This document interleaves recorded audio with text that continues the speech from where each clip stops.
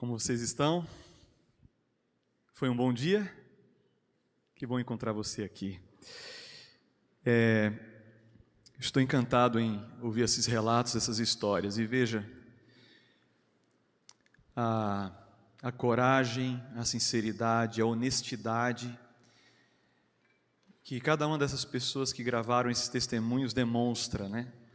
Abrindo experiências, capítulos, lutas, mas celebrando as vitórias que Deus tem promovido em suas histórias, em suas vidas. Deus seja louvado e que a gente possa sempre ter em mente as realizações do Senhor cada dia em nossa vida.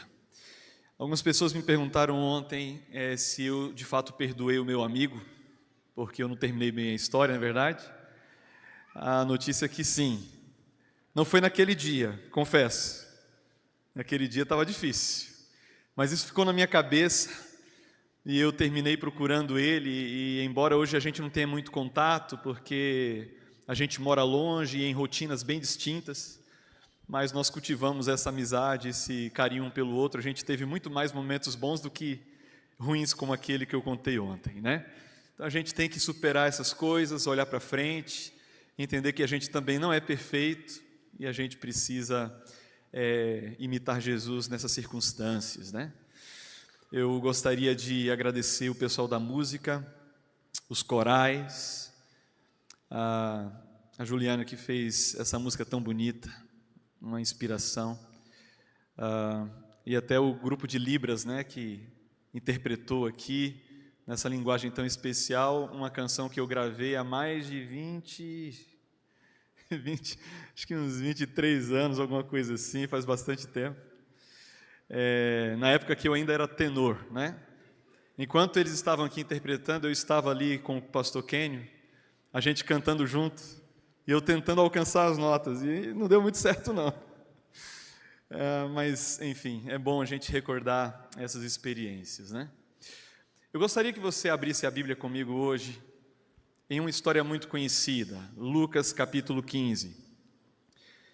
Me permita mencionar pelo menos 2 motivos para a gente voltar a histórias conhecidas.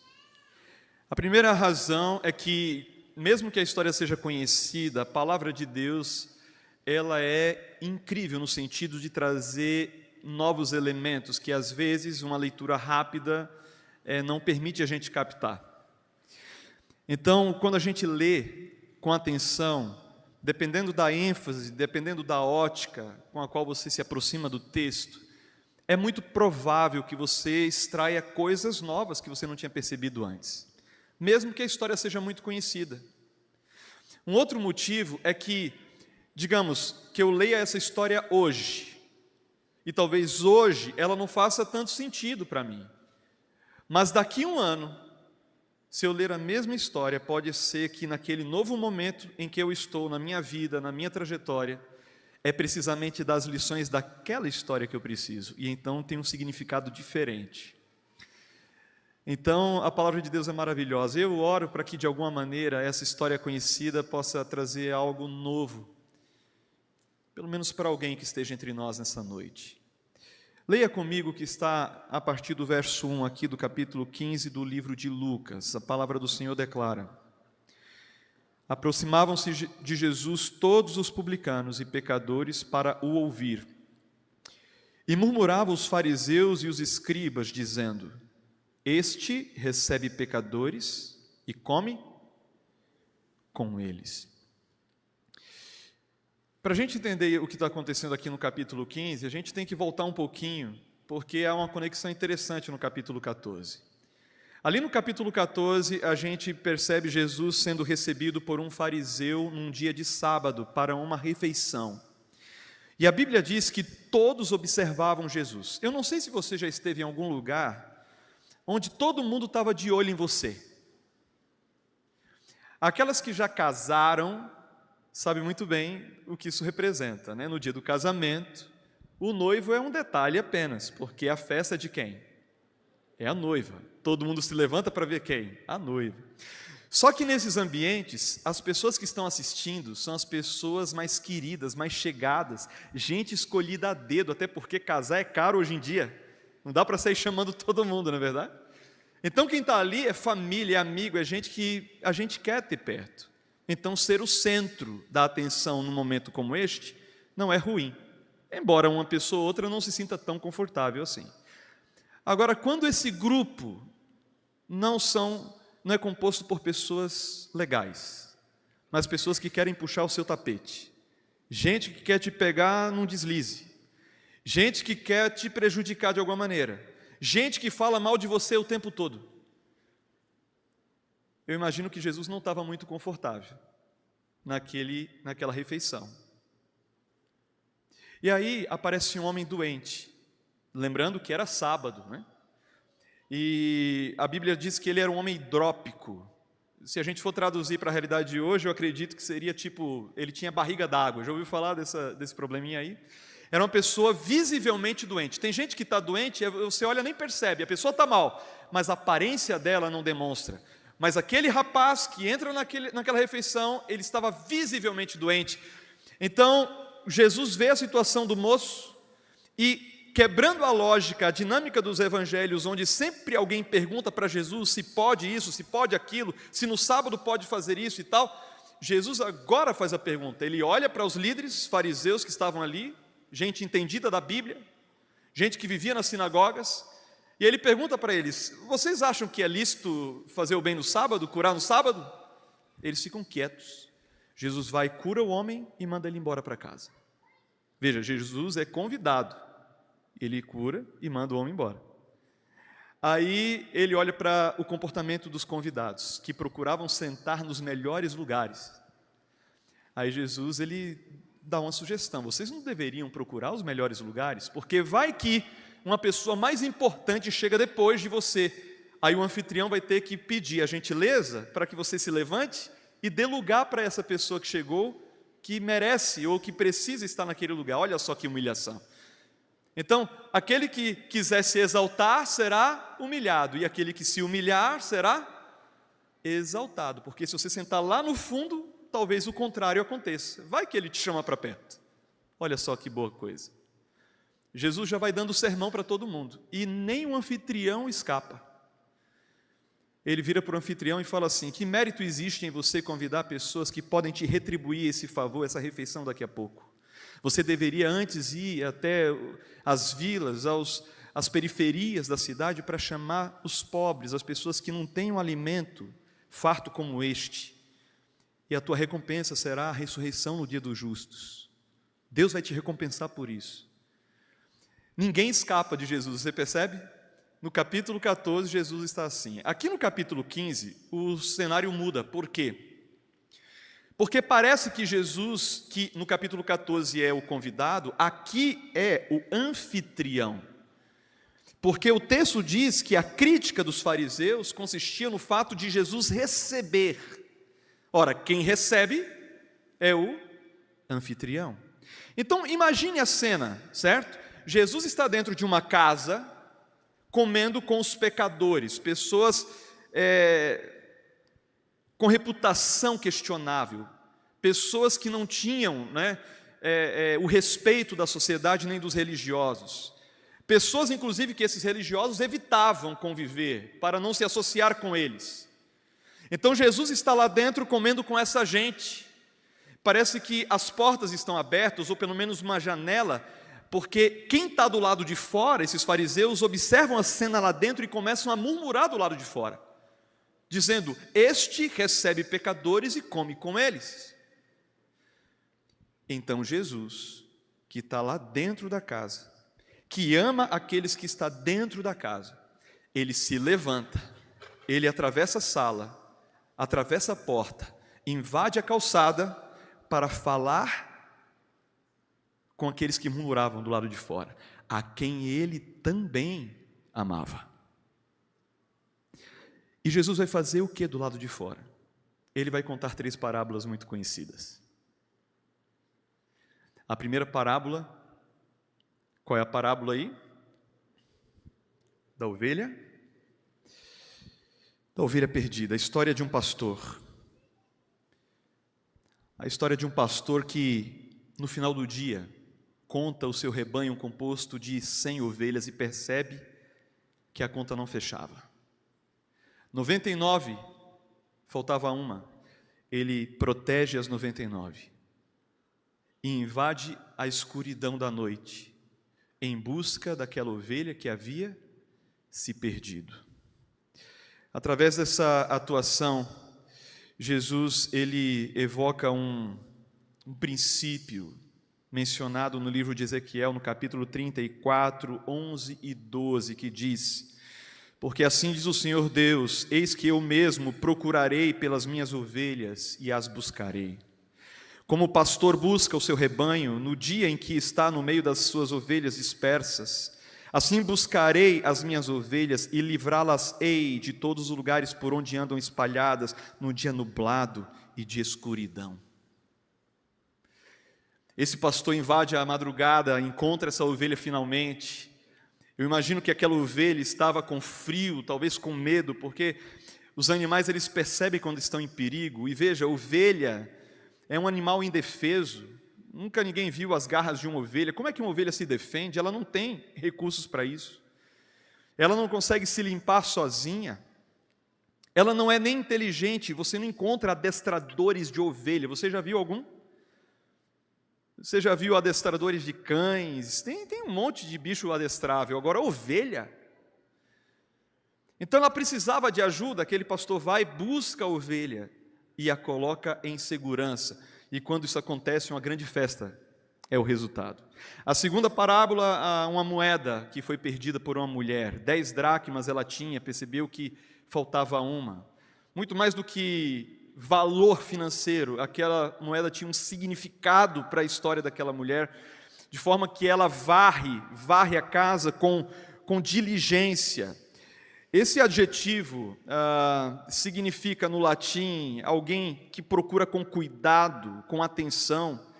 Significa esforço aplicado, ação feita com cuidado, com dedicação e de maneira minuciosa. Essa mulher, ela varre, levanta os móveis e quando finalmente encontra aquela moeda que estava perdida dentro da casa, ela chama as amigas e de novo uma festa acontece. Jesus está contando essa história para aquele povo que estava na frente da casa. E então ele vai contar a terceira história, a mais famosa de todas. Eu gostaria que você lesse o texto comigo. E eu entendo que a gente precisa ler boa parte dele, porque pode ser que a melhor parte do sermão será precisamente a pura leitura da palavra do Senhor. Às vezes a gente faz comentários, às vezes a gente faz aplicações, mas às vezes a bênção escondida consiste tão somente em nós olharmos para o texto, com o coração aberto, para ler o relato da palavra de Deus. No verso 11 nós lemos: continuou. Certo homem tinha 2 filhos. O mais moço deles disse a seu pai: Pai, dá-me a parte dos bens que me cabe. E ele lhes repartiu os haveres. Passados não muitos dias, o filho mais moço, ajuntando tudo que era seu, partiu para uma terra distante e lá dissipou todos os seus bens, vivendo dissolutamente. Depois de ter consumido tudo, sobreveio àquele país uma grande fome e ele começou a passar necessidade. Então ele foi e se agregou a um dos cidadãos daquela terra, e este o mandou para os seus campos a guardar porcos. Ali desejava ele fartar-se das alfarrobas que os porcos comiam, mas ninguém lhe dava nada. Então, caindo em si, disse: Quantos trabalhadores de meu pai têm pão com fartura, e eu aqui morro de fome? Levantar-me-ei e irei ter com meu pai, e lhe direi: Pai, pequei contra o céu e diante de ti, já não sou digno de ser chamado teu filho, trata-me como um dos teus trabalhadores. E levantando-se foi para seu pai. Vinha ele ainda longe, quando seu pai o avistou e, compadecido dele correndo, o abraçou e o beijou. E o filho lhe disse: Pai, pequei contra o céu e diante de ti, já não sou digno de ser chamado teu filho. O pai, porém, disse a seus servos: Trazei depressa a melhor roupa, vestiu, ponde-lhe um anel no dedo e sandálias nos pés. Trazei também e matai o novilho cevado, comamos e regozijemo-nos, porque este meu filho estava morto e reviveu, estava perdido e foi achado. E começaram a regozijar-se, começaram a celebrar. O que vai acontecer na sequência? O filho mais velho vai chegar. Eu imagino que ele sente o cheiro da comida. Eu não sei se a carne estava sendo cozida ou assada. Fato é que era bastante comida, a festa ia ser grande, então dava para sentir o cheiro. Mais do que isso, dava para perceber a alegria dentro da casa. Todo mundo estava dentro da casa comendo. Aí esse irmão mais velho, que chega atrasado, ele pergunta para um servo, o que está acontecendo? E o servo conta para ele, então, o teu irmão voltou e o teu pai mandou matar o novilho cevado, por isso que está tendo festa. E embora o texto não diga isso, eu imagino que o servo fala assim, pode entrar. Só falta você, amigo. Mas, diferente do que se imaginaria, esse irmão, ele fica indignado e não queria entrar na festa.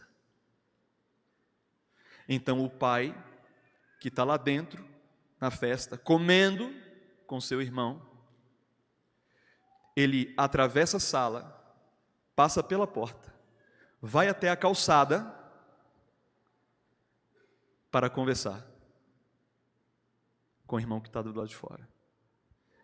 Dessa forma, a história meio que termina sem uma conclusão, né, concreta, mas ela termina onde ela começa. Jesus, ele fecha, não é, a narrativa exatamente nessa posição, tentando convencer o filho mais velho de que era legítima a alegria, que ele poderia participar, que a festa também o incluía, mas que era legítimo que todos pudessem se alegrar, porque aquele que estava morto reviveu, aquele que estava perdido fora achado. Eu gostaria de destacar nessa noite com vocês um pouco desses três personagens. Nós temos o irmão mais velho, nós temos o irmão mais novo e nós temos o pai. Quem seria o irmão mais velho? Quem ele representa? Pelo texto nós entendemos que o irmão mais velho representava aquela classe de religiosos, alguém que se sentia parte da casa do pai, gente que nunca saíra do território de Deus, dos limites da palavra, pessoas que conheciam a revelação. Se a gente pensasse nos dias atuais, seriam pessoas que vivem dentro das igrejas, mas que não têm um bom relacionamento com o pai. Elas acham que está tudo bem, porque se veem dentro da casa. No entanto, o pai está do lado de fora do coração. Esse relacionamento disfuncional com o pai, porque o menino ele vai criticar o pai, eu estou há tanto tempo contigo aqui, você nunca me deu um cabrito para celebrar com os meus amigos. Ele acha que o pai é mesquinho, ele entende que a riqueza do pai não tinha que ver com ele. Ele acha que é injusta a maneira como o pai está tratando aquele que acabara de voltar, sendo que ele nunca deixou. Mas em realidade não se trata a história de um que se perdeu, na verdade os dois estão perdidos, e no fundo, os dois não conhecem o pai direito. Então essas pessoas, elas tornam a vida daqueles que buscam se conectar com Deus muito mais difícil, acrescentando fardos na experiência daquele que, no anseio de encontrar significado para a sua própria história, decide voltar para a casa do pai. E eu lamento, muitas vezes, quando eu me deparo com alguém, e eu já tenho falado com alguns jovens, por quase 13 anos eu trabalhei com jovens, e não foram poucas as vezes que um desses jovens me procurou para dizer assim, pastor, eu esperava algo diferente da igreja. Eu até fui para Deus, eu até estava animado, entendendo que esse era o plano de Deus, que faria sentido tomar decisões pautadas, sabe, na Bíblia e tal, e me congregar com pessoas que criam na mesma coisa que eu. Mas quando eu fui viver em comunidade, eu não recebi acolhimento, eu recebi crítica. E eu me afastei muito por causa daquilo que eu vi. Veja, se eu estou falando para alguém que se decepcionou com a igreja,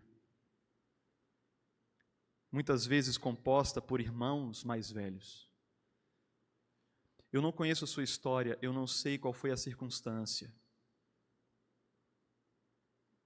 Mas como pastor, eu preciso lhe pedir perdão. Eu preciso pedir desculpas a você. Se em algum momento nós não fomos a igreja que você precisava, se em algum momento nós não fomos os irmãos que você merecia, se nós não ouvimos, não fomos sensíveis, se eventualmente nós fomos incoerentes, eu peço perdão a você. Nós estamos numa caminhada, gente, e essa reflexão ela precisa ser repetida constantemente, porque, como eu disse outro dia, Deus espera que nós o representemos nesse mundo. Que a gente use o nome dele à altura, não em vão. Nós precisamos enaltecer, propagar os valores do reino, as intenções do Pai, o amor de Deus para todas as pessoas que nos cercam. Então, se você já foi magoado em algum momento, ou magoada por alguma atitude nossa, eu quero pedir a você, junto com o perdão, mais uma chance. Porque eu tenho visto muita gente dentro dessa igreja lutando consigo mesmo para ser mais parecido com Jesus. Gente humilde, que tem reconhecido suas incapacidades, seu distanciamento do Pai e quer ser melhor a cada dia. Eu quero me encontrar entre estes. Já o irmão mais novo, uma pergunta que a gente tem que fazer é: por que ele quis sair de casa, né? Eu imagino que o relacionamento com o irmão não era dos melhores. E eu imagino que com o passar do tempo aquele garoto começou a nutrir uma coisa muito perigosa, que é a tal da insatisfação. As coisas na casa do pai não lhe satisfaziam, isso porque ele tinha expectativas. E ele olhava para aquela rotina, olhava para o seu irmão, para o seu pai, olhava para a sala, para a cozinha, mas de vez em quando ele olhava para a estrada. E ele pensava assim: um dia eu vou ser feliz, porque aqui é impossível. Então ele sai da casa do pai para viver essa liberdade que ele entende lhe traria significado e felicidade. E eu fico assustado em pensar que em busca da felicidade as pessoas vão nas direções mais opostas que você possa imaginar. Por que uma pessoa vai na igreja e está lá sempre todo culto? Porque quer ser feliz. Agora, por que uma outra pessoa, quando recebe um convite para ir na igreja, fala assim: eu? E na igreja? Nunca mais, de jeito nenhum. Não tenho nem roupa para ir, o que eu vou fazer na igreja? A pessoa não pisa na igreja porque ela quer ser feliz. Porque uma pessoa bebe, toma álcool, enche a cara, porque quer ser feliz. E porque o outro não toca em álcool, não coloca uma gota na boca, porque quer ser feliz. Tem gente que quer casar. Quem quer casar para quê? Para ser feliz, embora a gente sempre fala, né, você não casa para ser feliz, você casa para fazer o outro. Você já ouviu isso aí várias vezes, não é verdade? Mas ninguém casa para ser infeliz, todo mundo casa para ser feliz. Agora, você conhece gente que não quer casar, você acredita? Eu não quero casar, eu não quero casar. Eu me basto a mim mesmo, eu sozinho estou muito bem. Por que essa pessoa não quer casar? Porque quer ser feliz, gente. Então as pessoas vão nas direções mais opostas com a mesma finalidade, o mesmo objetivo. Eu só queria deixar um exercício para você, se você tiver tempo e disposição para isso. Procure na Bíblia uma citação sequer onde Deus promete que você vai ser plenamente feliz nesse mundo. E manda para mim no direct, lá do Instagram, tá bom? É Jairo N. Souza, com Z. Pode mandar. Uma única citação em que Deus, Ele garante que você vai ser plenamente feliz nesse mundo. Pode me mandar. Eu até hoje não encontrei.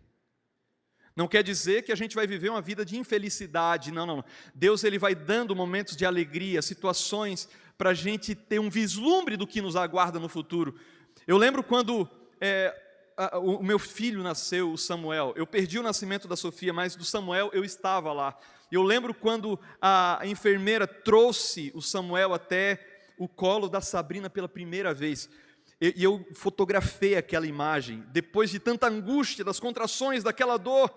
Dizem que quando a criança nasce, parece que junto com o nascimento vai embora aquele desconforto, aquela dor terrível, e endorfina toma conta do corpo da mãe, que agora, quando recebe o filho pela primeira vez, a vontade é de alongar esse momento por muitos minutos, mas não dá, né?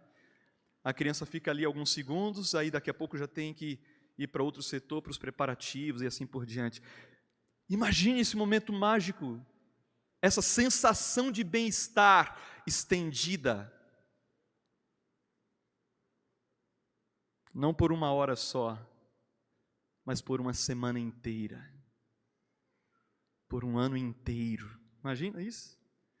Por isso que Deus fala assim, olha, aquilo que o ouvido não viu, aquilo que não subiu ao pensamento humano, aquilo que os olhos não contemplaram nem imaginaram, é o que Deus tem preparado para os seus filhos. Esse rapaz, ele sai da casa do pai porque ele quer ser feliz. Mas logo ele percebe que as suas escolhas o levam para um lugar perigoso. E essa é uma constante na realidade humana. Talvez eu esteja falando para alguém aqui que se identifica com esse personagem. Você saiu da presença de Deus entendendo que faria sentido viver por sua conta e risco, mas percebeu logo cedo de que não foi uma boa ideia. O ponto da virada, queridos, aparece no verso 17, que diz, caindo em si, caindo em si. Se tem um verso que é precioso em toda essa narrativa, na minha opinião, é o verso 17, porque se esse rapaz ele não cai em si, se ele não toma conta da realidade na qual ele estava, se ele não constata que ele precisava voltar, essa história não teria o desfecho que tem. Ele cai em si, e ele, como eu disse, sem conhecer exatamente a reação do pai, ele elabora um discurso, se colocando na condição de servo. E por que na condição de servo? Ele sabia que ele não voltaria com o mesmo status para a casa do pai, porque pedir a herança antes da morte do pai era uma desonra extrema. E no Oriente Médio, a questão da honra e da desonra é um valor muito elevado. Acima até do que é certo e do que é errado. Para nós, o certo e o errado é muito importante. Para eles é a honra e a desonra. Então ele diz assim, trata-me como um dos teus trabalhadores. Ele prepara o discurso. Eu imagino como foi difícil ele se levantar e tomar o rumo de casa. Mas a Bíblia diz que ele faz isso. E quando ele vem ainda longe, entra o terceiro personagem, que é o pai. Quando o filho decide voltar, a Bíblia sugere que os olhos do pai estão no horizonte. Porque, vindo ele ainda longe, o que o pai faz? O pai correndo, o abraça e o beija. Por que ele corre? Porque ele sente saudade. Ele corre porque não pode esperar mais nem um minuto. Mas ele corre também para proteger, porque pela cultura daquele tempo, seria esperado que, quando o filho se aproximasse da fazenda do pai, os servos do pai o impedissem. E não iriam dizer assim, por gentileza, se afaste, não. Eles seriam hostis. Eles poderiam, inclusive, usar de violência. Isso seria o esperado. Eles poderiam apedrejá-lo. O pai sabe disso, ele sabe que seu filho corre um risco. Ele corre na direção do filho, sendo que no Oriente Médio uma pessoa de posição, ainda mais de idade, jamais se colocaria nesse lugar. Ele não se importa com o que os outros vão pensar. Ele corre na direção do filho porque ele quer proteger o filho, ele quer abraçar o filho. É interessante que ele abraça, e a Bíblia diz que na sequência ele o beija. Aqui no Brasil a gente não tem muito costume entre os homens de nos cumprimentarmos com beijo. Na Argentina isso é mais comum. Eu lembro de ter ido em igrejas e alguns homens vinham e beijavam no rosto, gente que eu nunca vi na vida. Achava estranho até, mas é uma questão cultural. No tempo bíblico, pessoas iguais beijavam-se no rosto, pessoas de níveis diferentes. A pessoa inferior no sentido social se agachava, pegava a mão do superior para beijar a mão. Onde você acha que foi o beijo? Aqui é imaginação, tá? A Bíblia não vai dizer. Mas pela sequência, eu imagino o seguinte: ele corre, ele abraça e beija. Pela sequência dos fatos, eu imagino que o beijo foi junto meio que do abraço, né? No rosto, para dizer o que para o filho? Você ainda é meu filho. Traga um anel. Anel, identidade. Você faz parte da família, devolva um anel para ele. Sandálias nos pés, dignidade. Roupas novas, a justiça, né? Pecado é simbolizado pela nudez. Assim que o homem peca no Éden, se percebem nus. Jesus vai e providencia roupas. Então, tragam uma roupa nova, vestiu, matem o novilho e vamos celebrar. Esteve claro para aquele menino o que estava acontecendo. O meu pai me recebeu de volta. O meu pai me recebeu de volta. Eu estava pensando se ia contar essa história ou não para você, mas acho que eu vou avançar aqui talvez uns 3 minutos, 4 do programa, tá bom? Mas eu vou contar essa experiência para você. Eu acho que tem uma foto aqui, eu vou passar, uma foto da minha infância. Aí estou eu com meus 5 anos, ali mais adiante com 6, 7 anos, mas essa próxima foto, eu já tenho aí o quê? Eu já tenho uns 12 anos, talvez um pouquinho mais. Essa história aconteceu mais ou menos na época dessa foto, no ano de 94. Era Copa do Mundo, e eu estava muito entusiasmado com a Copa do Mundo.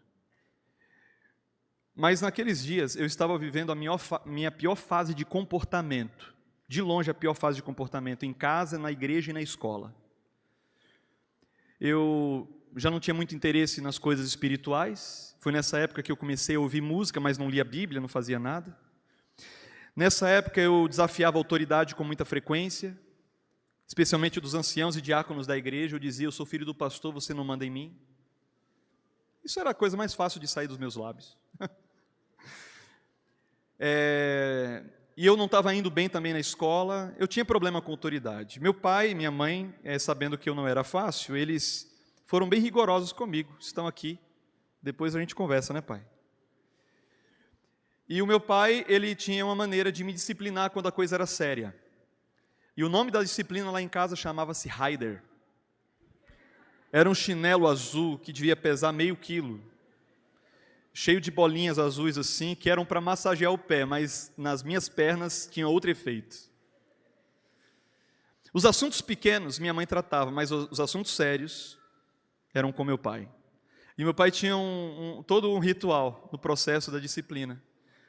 Ele não fazia nada no calor da emoção, com raiva, ele sempre esperava o sangue baixar. Outra coisa, sempre fazia uma oração. Uma oração. E ainda lia um texto bíblico. A vara e a disciplina dão sabedoria. Eu tinha trauma desse verso aí, irmãos. Um tempão, mesmo já adulto, levei para começar a usar esse verso por ali, porque não me evocava coisas boas, né?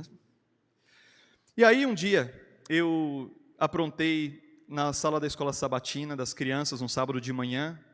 Eu briguei com uma aluna, uma menina. E sabe aquela briga que para tudo em volta? A professora ficou do lado dela, eu fiquei chateado com a professora também, e saí da sala batendo a porta violentamente. Imagina o climão que ficou dentro da sala, né? Eu faço isso ainda cedo no dia, a escola sabatina estava acontecendo dos adultos, eu não poderia chegar do lado da minha mãe naquela hora, porque a pergunta seria inevitável: o que é que você está fazendo aqui?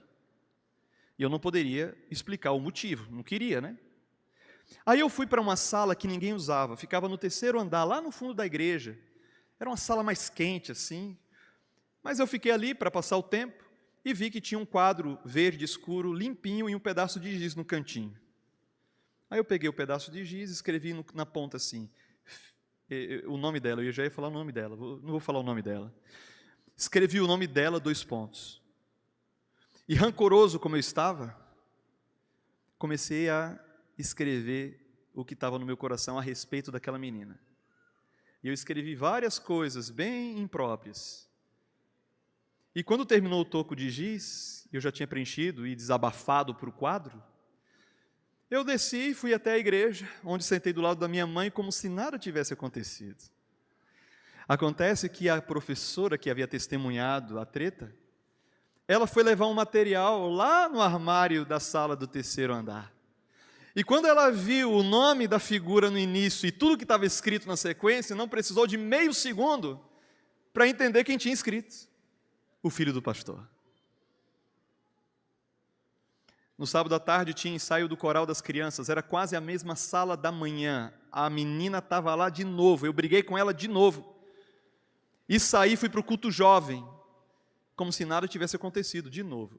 E louco para que acabasse o culto, para eu ir para casa, porque tinha jogo da Copa. E eu queria assistir a Copa do Mundo.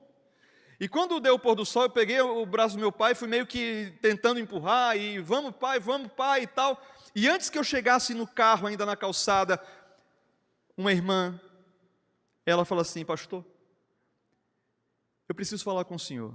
Cris, pode vir. E traz o Jairinho também. Era a professora da manhã. Aí eu pensei: opa, coisa boa não vem. Entramos na sala, os 3 adultos sentados e eu ali do lado, e a mulher, ela não fala só o que eu fiz na manhã, nem à tarde, ela fala o que eu fiz na minha vida. Ela fez uma investigação, coisa que eu nem lembrava, e ela falou: tal dia ele falou isso para o ancião, no outro dia falou isso para o professor, tratou não sei o que, do outro dia brigou com um menino e tal, e ela falou um monte de coisa que eu tinha feito, e no final ainda propôs uma oração.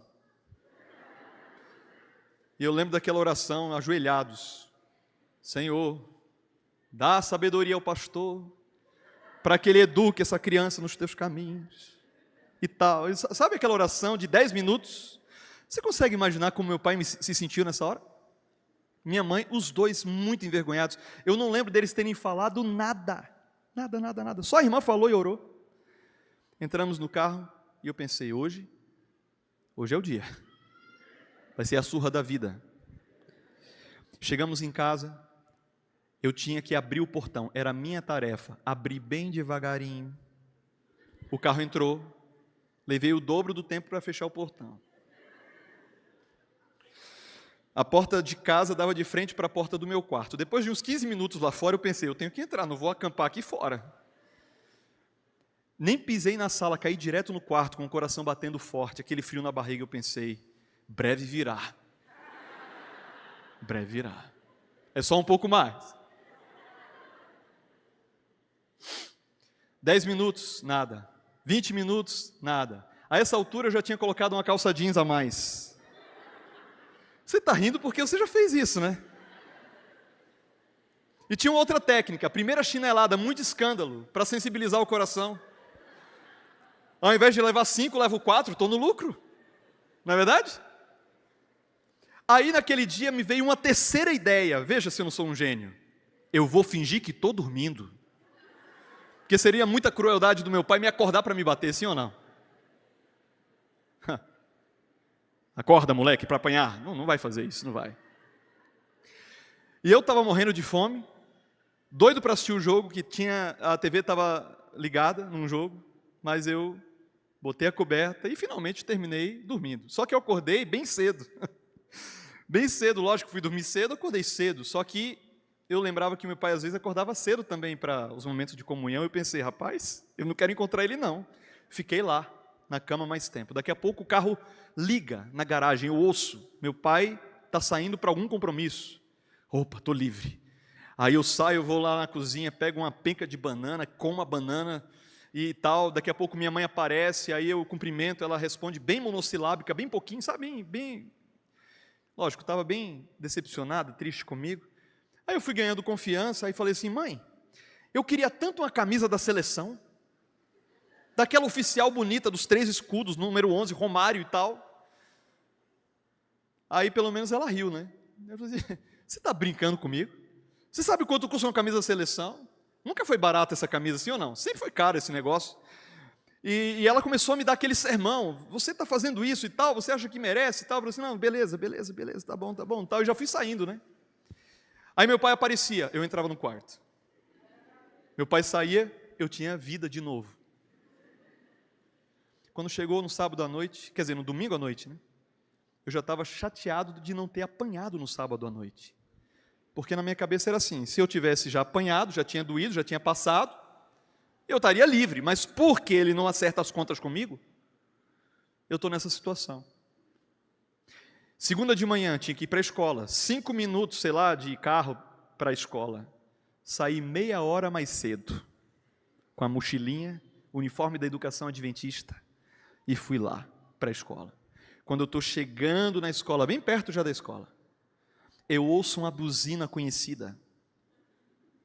Nessa hora eu paro e eu penso, mas tinha que ser aqui, na frente das pessoas? Aquele golzinho para do lado e o meu pai abaixa o vidro, olha por cima do óculos assim e fala assim, Jairo, sua mãe me falou que você queria uma camisa da seleção. Pode comprar. E colocou na minha mão 50 URVs. Quem é mais velho vai lembrar. Era muito dinheiro, eu nunca tinha pego tanto dinheiro na vida. Eu peguei o dinheiro, botei no bolso e vi aquele carro ir embora sem entender nada. Assim, o que aconteceu aqui? E eu fiquei anos sem entender. Anos. Aí eu vim para cá, fazer o ensino médio, fui para o NASP fazer faculdade, casei, fui para o Nordeste, fui lá para Paraíba para trabalhar, e depois fui morar em Natal, Rio Grande do Norte. E lá em Natal, os meus pais foram me visitar. E na mesa, durante um almoço, lembrando de histórias antigas, para a Sabrina conhecer alguns detalhes também, eu trouxe para a mesa esse assunto. Vem cá, mas você foi muito rigoroso comigo em outros momentos, me bateu por questões que eu entendo que não eram necessárias e tal, mas aquele dia eu merecia. Mas você não me bateu. Por que você não me bateu?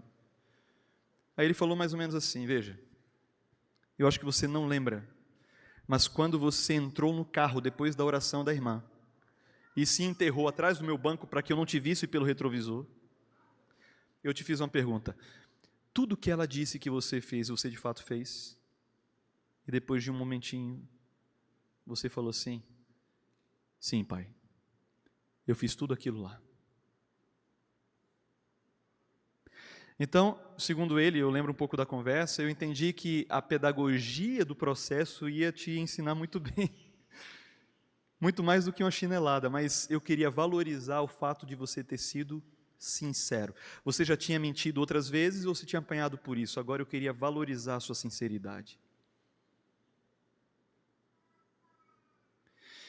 Queridos, por mais que eu ame o meu pai, ele seja uma grande referência para mim em muitos sentidos, Deus é alguém infinitamente melhor. E se o meu pai, tão cheio de falhas, foi capaz de me acolher, me abraçar, me receber e perdoar, por que você acha que o teu Deus não vai fazer isso com você? Se você decidir voltar.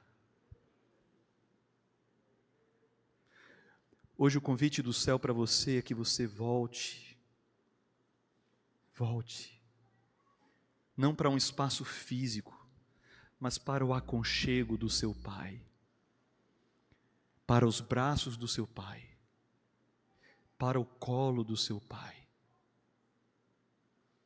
Que você esteja mais uma vez na casa do Pai. Ele vai ter muito mais do que uma camisa da seleção para te dar.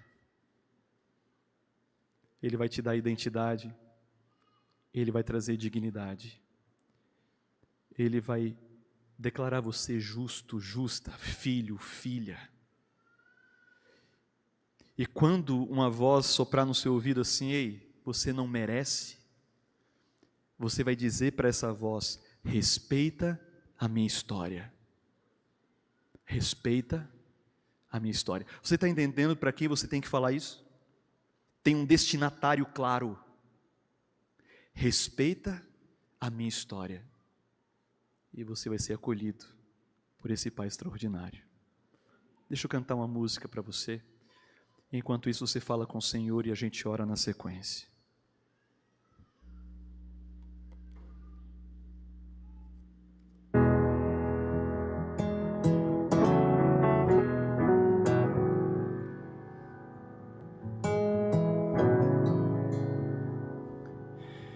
Um dia olhou meus olhos e disse sem pudor: não há prazer algum em te amar. Traspassou meu peito, me dividiu em dois, devolvendo o anel que um dia dei. Tomou o que era nosso, deu as costas devagar. Levou as roupas, mas ficou teu cheiro. No quarto, no armário, na sala de jantar, no lençol da cama. Facilmente me deixou, mas como te deixar? Sela teu cavalo pra correr, ninguém pode te prender, ninguém pode te prender aqui. Corra tanto quanto puder, não há como se esconder, não há como se esconder do meu amor.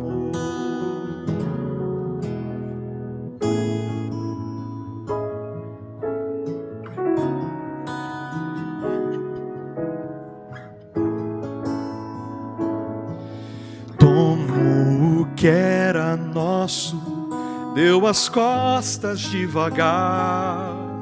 Levou as roupas, mas ficou teu cheiro. No quarto, no armário, na sala de jantar, no lençol da cama. Facilmente me deixou, mas como te deixar? Sela teu cavalo pra correr, ninguém pode te prender, ninguém pode te prender aqui.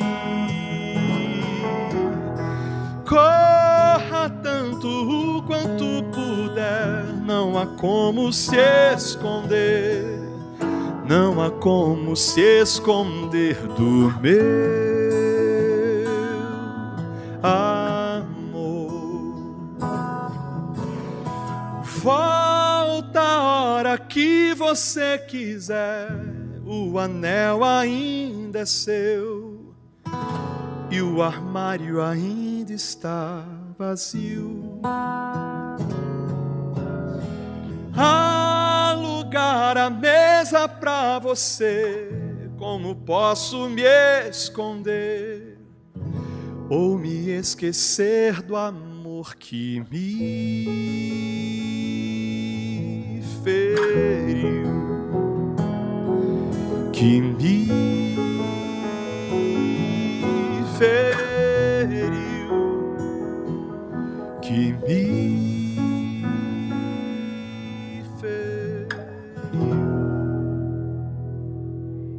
Deus, obrigado porque a mesa está preparada.